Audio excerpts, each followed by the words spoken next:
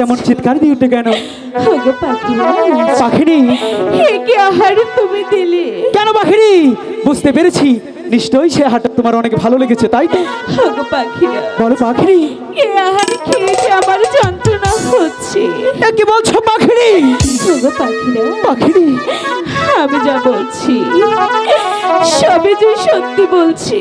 না পাখিনি না, তুমি একটিবার বিশ্বাস করো পাখিনি। ওগো পাখিরা, আমি তোমাকে অনেকটাই ভালোবাসি পাখিনি।